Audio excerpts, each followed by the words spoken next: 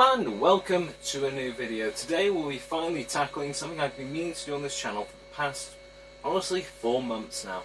Finally, I'm going to be building a PC for you. I'm going to talk you all how you go ahead and go about it, things that you need to go ahead and pick up on, things that you need to make sure you don't forget, and hopefully by the end of this video, 1, you'll have enjoyed it, 2, if you want, you could have built along at home, and if nothing else, hopefully you'll learn something from it.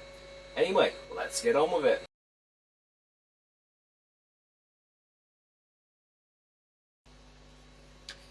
Alright then, so the first thing that of course you're going to want to go ahead and grab before you even start building is, well, the tools to start off with.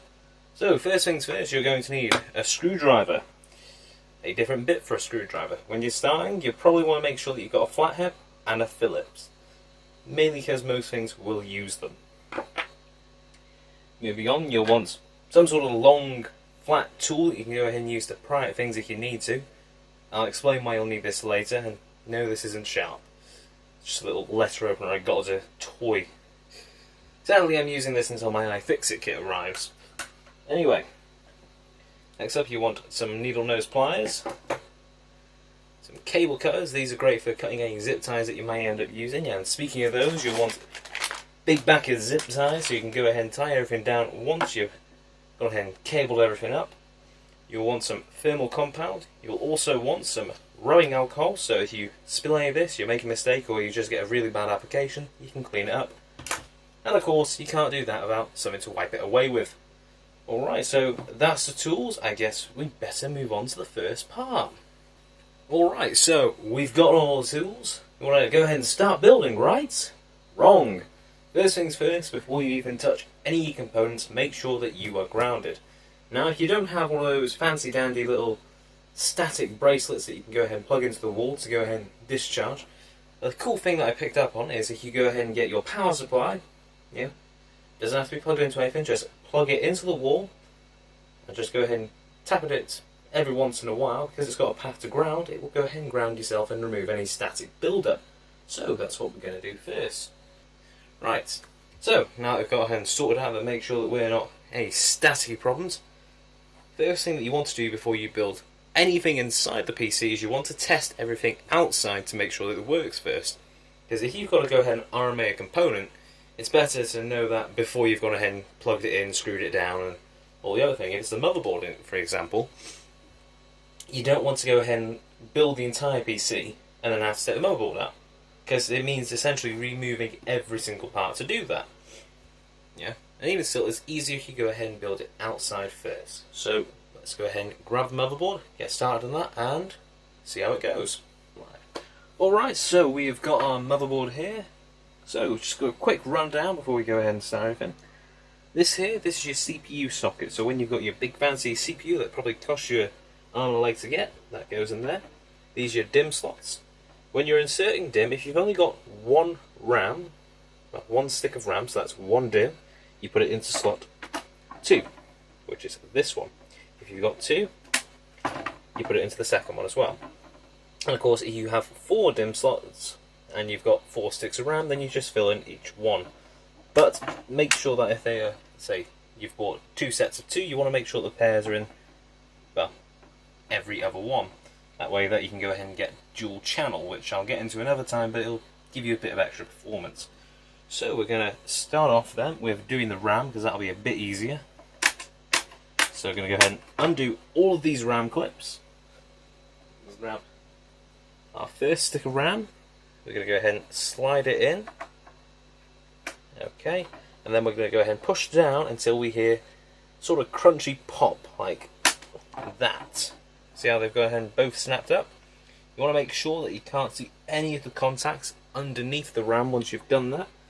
And assuming you've done that successfully, jobs are good, and move on to the next one.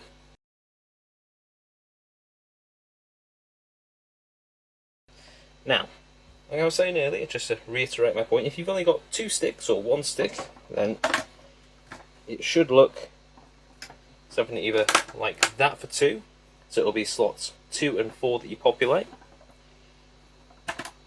or like that if it is just the 1. Tightly. So we've got our CPU. First things first, go ahead and rotate this so you've got a better angle. we push down the lever, we drag it to the side, we lift, and then we go ahead and flip the entire thing over, opening up our lovely CPU socket. Okay. Alright, in most cases you'll see here you've got a little gold triangle on the CPU. Now, generally you also have some sort of triangle on the CPU socket or on the door there that'll go ahead and tell you where it's supposed to go. And if you don't really know, at least with Intel CPUs, you can see that they're actually keyed. So you can go ahead and see that this will only go in this way. Just dropping it in there, nice and tightly. Just to reiterate, when you go ahead and putting this in, just line her up, drop her in, give it a little wiggle to make sure it's nice and secure. Okay, so we've done that. We can see that the arrow is lined up with the little point there. Go ahead and close the CPU's hatch, push down on the lever, drag it to one side, and that's in.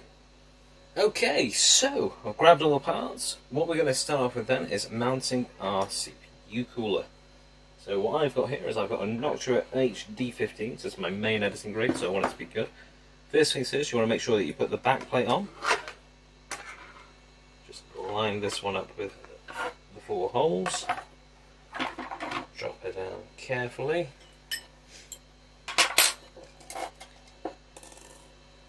Just grab all the bits and pieces that we're going to need for this. So put on our plastic spacers. I do like these. Seriously, these Noctuas are such a dream to work with. I love them. And if you are willing to spend the extra money, I highly recommend getting one. Alright, with most coolers though, you'll generally have some sort of cross that'll go ahead and screw onto each point. In which case, you want to do opposing corners first,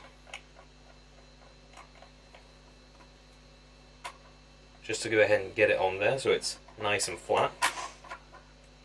And then do the other opposing corners. And then just keep doing that until it is sitting tightly on the CPU. Don't over tighten it because you can risk not actually having a good connection between the CPU and the motherboard doing that. But do make sure that you tighten it in such a way that it's sitting nice and flat, it's flush, it's not going to go anywhere. And of course you want it to be nice and level.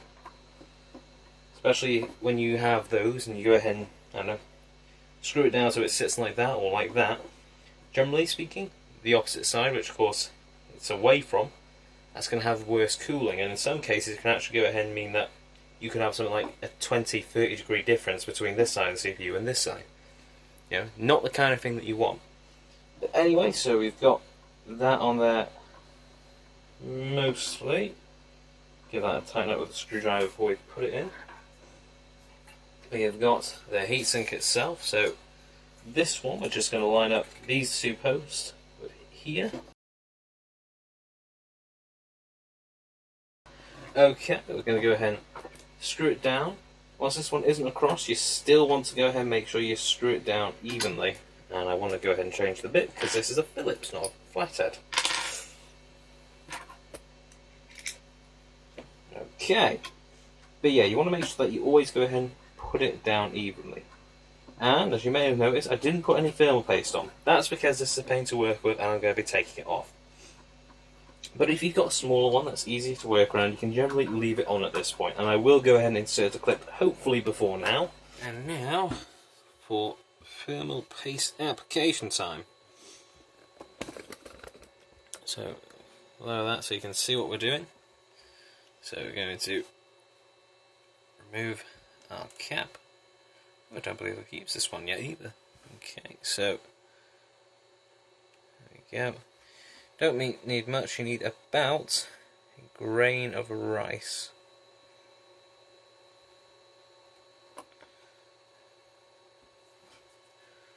Okay, yeah, that should be fine. Shouldn't get anything over that yet. Okay, so that's our grain of rice size. Now time for the heatsink, which we've got to be careful about because we don't want that to go everywhere. to go ahead and show you how you go ahead and apply this. Failing that, it'll always go ahead and be there later on, once we're actually putting the thermal paste onto the CPU and putting this on inside the case.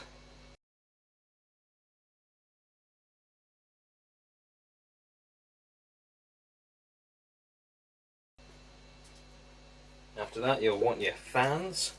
So in this case, I'm going to put that one there. See, it's got these. These are the reason why I use this. Is when I'm actually in my case, because of how tight it is, you can't really get your fingers across the top to go ahead and pull it over. Which means 9 times out of 10 I'll end up just using this at an awkward angle to get it, because it is just thin enough to slide under. Which is the reason why I recommend that you have something like that. Preferably plastic, not metal, in case you go ahead and cause a circuit to short, or something else which is less than ideal.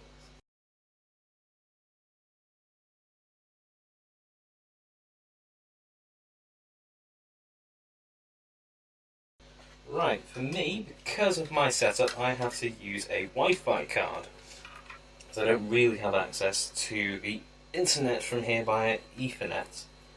So go ahead and plug its Bluetooth in there.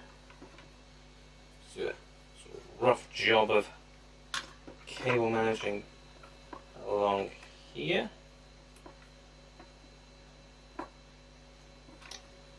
I forgot a very important step, which is lucky because everyone makes mistakes. When you're actually doing all this, if you don't have a wood table, or if you don't have anything non-staticky, build the actual on the motherboard on top of its own box. So I'm just going to grab that now, because it's literally just over there.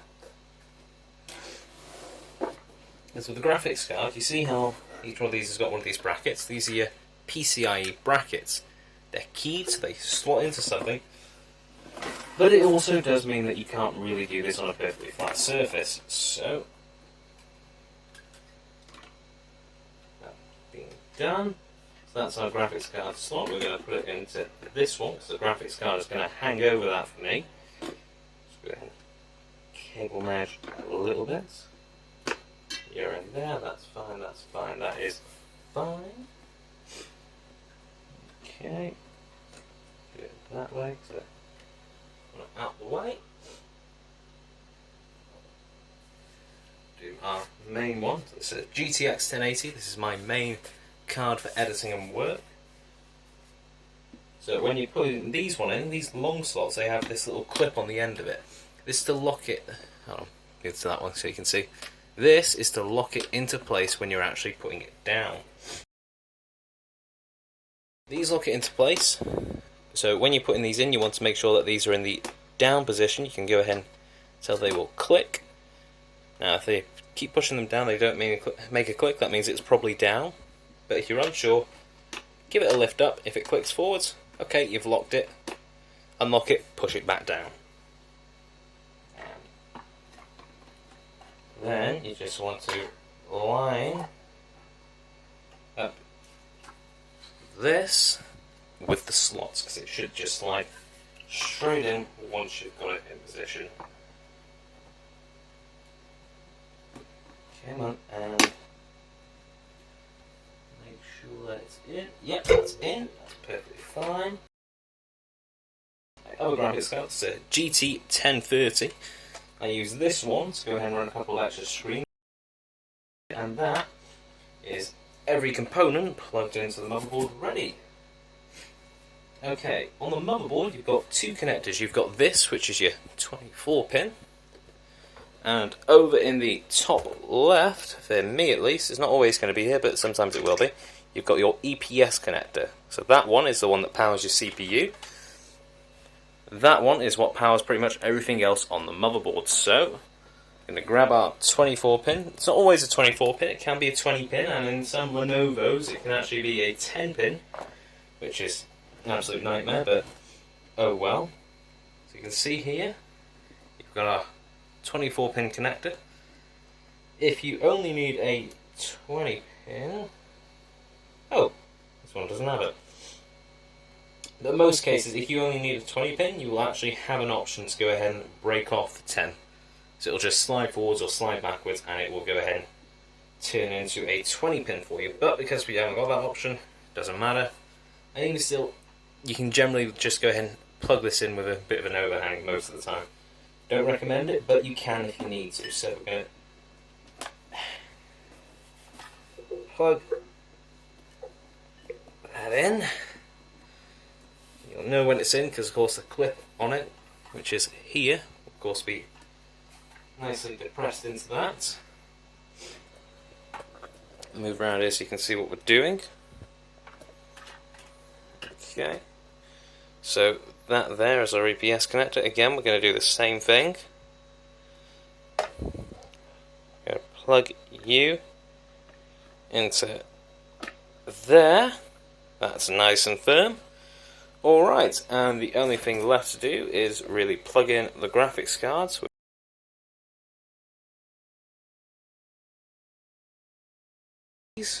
Again, these are also keyed, so they can only go in one way. You've got two types. You've got a 6 pin and you've got an 8 pin, but most 8 pins will actually be a 6 plus 2, so they're actually interchangeable between both of these. As you can see with mine, I go ahead and keep this tied down here because this is actually already set to the perfect length, ready for later on.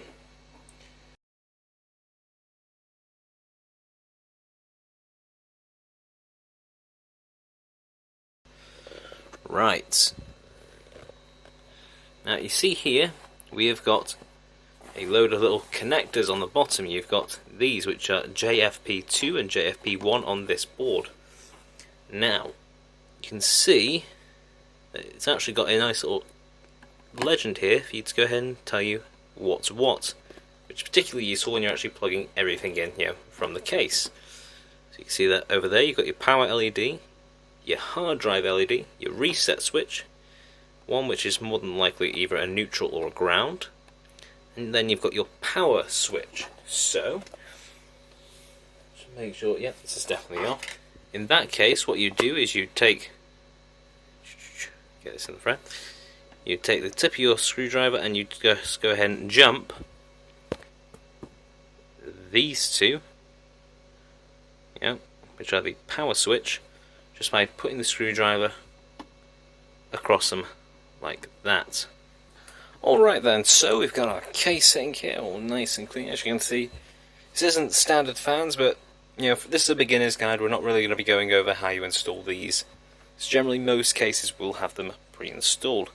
So before you start, you want to go ahead and undo these and take off your side panels.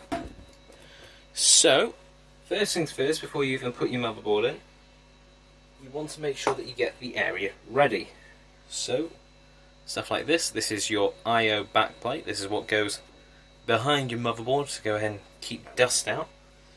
You can see everything is going to be lined up along the bottom, so that's the way that you want to go ahead and put it in. Come on, there we go. It just snaps into position once you start pressing on it. Okay, that's fine. Now in this case, I've got plenty of room to work in, but some of the time before you put your motherboard in, you might want to go ahead and get all your cables along the sides ready. Because of how much space we have to work in here, and the fact that we even have a motherboard cutout, so if we didn't put the cooler on outside the case, we can easily do it inside. Well, in this case, it'll be a matter of us just putting the motherboard in and screwing it down.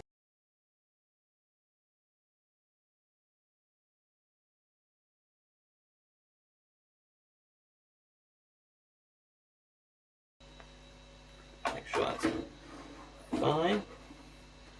Going from the side here, we want to nicely align it with all the holes. Okay, so as long as that's perfectly aligned, that means that you didn't put it in upside down or anything else. Okay, drop it. Make sure that all your screw holes are aligned.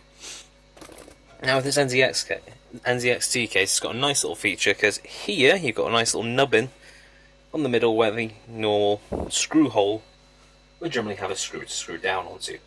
This is actually kind of useful because it means that you've got a good way to align everything before you screw it down. Alright, so we've got all of our motherboard screws ready. So we're going to go ahead and grab our screwdriver. So go ahead and start screwing these in. Now these, most of the time you should be perfectly fine. Go ahead and screw these in, as long as you don't cross-thread them, as long as you don't put them in with the force of a god, you should be perfectly fine. Screw in with confidence, but don't overdo it. Remember, we're doing this properly. We're not The Verge. We're not going to go ahead and over-tighten everything, crack everything, break everything, put enough thermal paste on to go ahead and drown someone. And more than that, we're going to put our RAM in the right slots. Okay, well I'm just going to cut this bit here and I'm going to go ahead and screw all these in and get this over and done with, okay? Alright.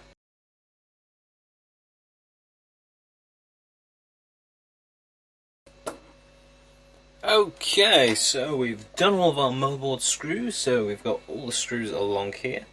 Now, as I was saying earlier, with an ATX board, which is this size, there will generally be 9 screws. Anyway, let's go ahead and move on to plug in all our front panel and USB connectors that we can. Okay, so that's these ones, these 4-pin ones that have got this keying on them. These are your 4-pin fan headers if you have something like that. Even still, a 3-pin fan header will have at least some sort of key, and it should be pretty obvious which ones are those.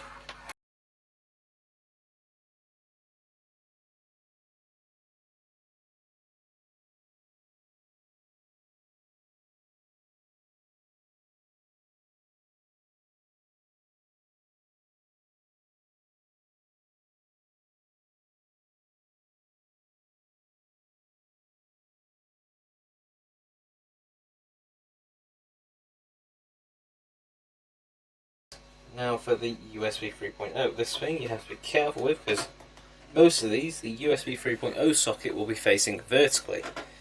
Because of how tight the tolerances are, generally speaking, if you're not careful, you can actually go ahead and pull the socket off, you have to pull it back out. Right, now, what I'd like to do is put in power supply so we can get some of the more annoying cables out of the way.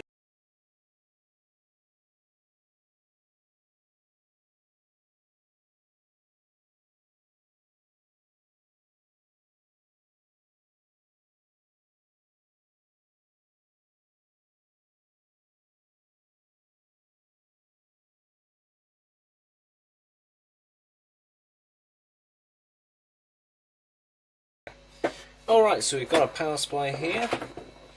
Now what we're going to do is we're going to plug in all our cables before we put it in, so that way we can just route them through as we put it in. So we've got a nice little 8-pin power for a PCIe. Also got our SATA power, so this is for all of our hard drives and stuff that we're going to plug into this. And it also has this, a little USB one. This is a digital power supply from Thermaltake. It's also a smart power supply, which means you can go ahead and monitor all of its things. I don't recommend getting the software if you can even find it. If you can even find it, ignore my camera freezing. But yeah, you can even find it in the first place, as it's a bit of a pain to find. Thermaltake aren't exactly super easy to get a hold of. And to be honest, as long as you're using something like Hardware Info 64 or whatever, because the USB power, well, the USB that it's got plugged into it, you'll be able to go ahead and read that anyway.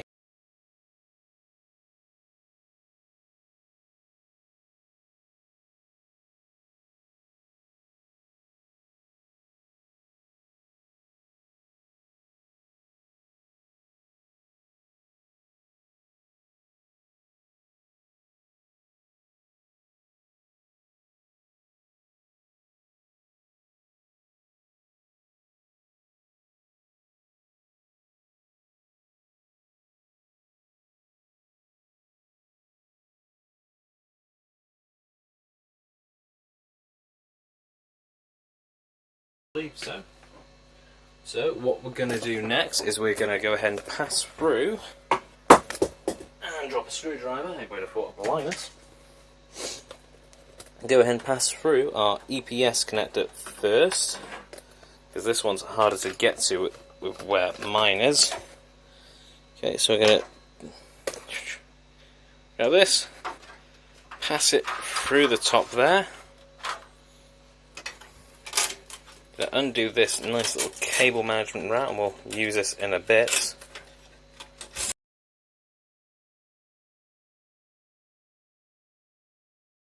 Gonna put in the two power connectors, make our life easy. So, like we did before, gonna grab this, gonna plug it in. Come on, there we go. That's nice and easy. And the EPS connector goes up there. That's the reason why I wanted to make sure it's pushed through properly. Just gonna drop that down so you can see what I'm doing. Okay, so we're gonna push it through.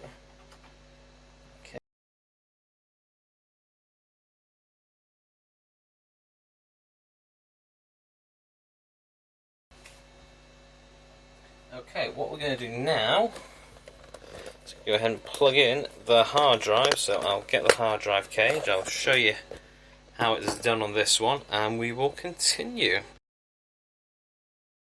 Okay, so we've got our hard drive cage here with the MTX CH500. This actually screws onto the bottom so it's nice and secure. Other cases you might end up having a toolless design, so you don't even have to screw anything down. It's actually just put it in, slide it forwards, you're done. But every case will be a little bit different in how it does it. With the NZXT H500, however, it's a nice solid hard drive cage like this that you screw down. So we're going to take our first hard drive. This is my boot drive. Yes, I know I'm a dinosaur using a hard drive, but you do what is best for you. Also, because I had the hard drive laying around at the time when I built it, we'll be moving to an SSD, just not yet. So, what you want to do then is you get your screws, you can line them up with the screw holes in the hard drive itself,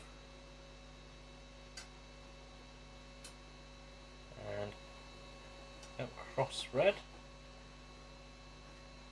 Here's time and patience, and you're in. Again, like I always say, you're better off starting with the opposing corners. So that way it makes everything else a lot easier, pre-lined up, and all you have to do is put the screw in and stop worrying about it.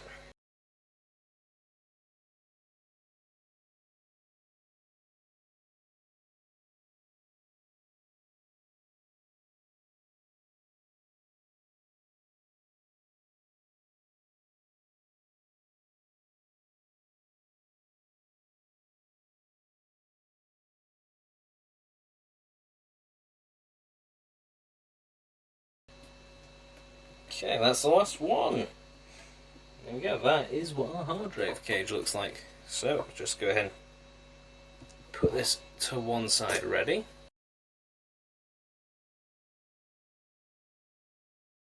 And this is going to drop in here. So we're going to move our cables out of the way. Drop in our fancy dandy hard drive cage.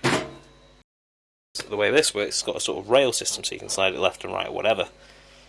Okay, so that's lined up, and now we'll just take our 4 screws here and we screw it in.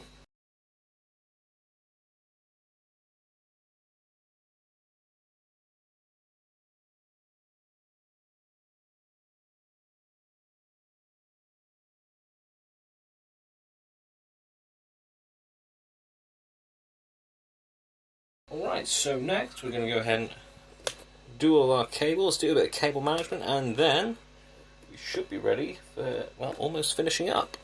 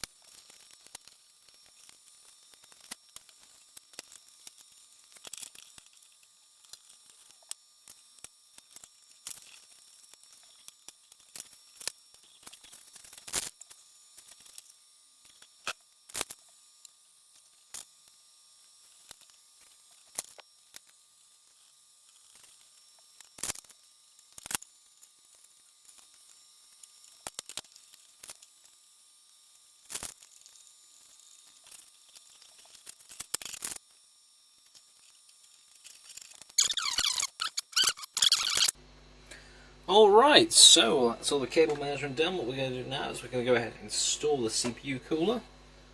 And then lovely, we'll go ahead and PCI expansion cards, and then this should be ready to go ahead and test.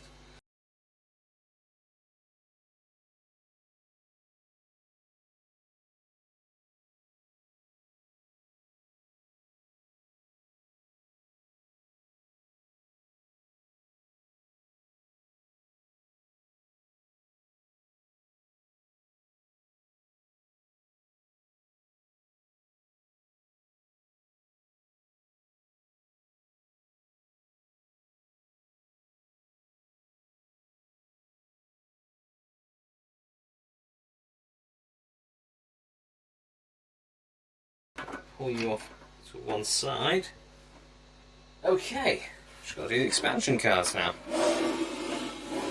Now, when you do this, there's lots of different ways in which I'll go ahead and keep this bit locked off.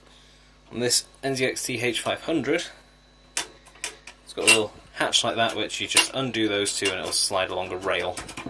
It's a bit stiff, but it does the job well enough. Anyway, to go ahead and remove your PCI slot covers before you're done, it's literally just undo the screw, slide off, you're done. Certain cases, especially cheaper ones, you'll generally have to put in a screwdriver or something and bend until they break off. But most reasonable cases, it should just be slot covers that you can easily take off without having to break.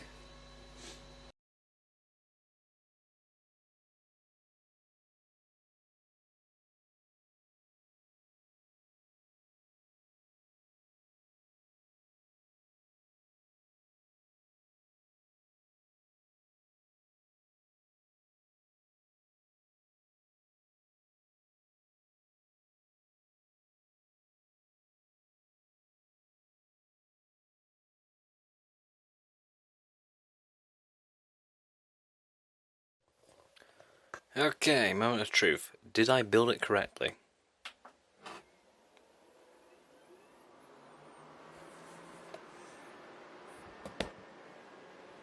I mean, I built it correctly enough. I can't see what the postcode is. A2? Wait.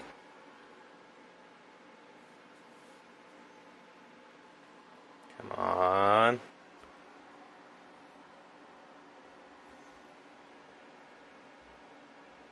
Yay! There we go.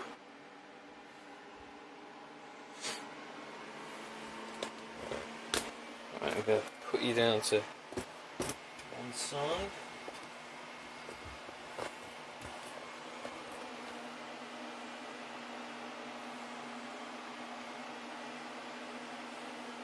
Alright then. Alright, so I hope that you all enjoyed today's build along / build guide / general how to go ahead and build a PC. Anyway, I hope that you all enjoyed today's video. I thank you very much for watching. Like it if you like it, dislike it if you dislike it.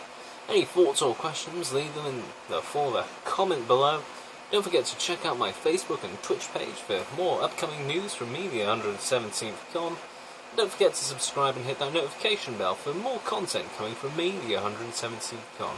This is the 117th Con, signing off. Have a great day, folks.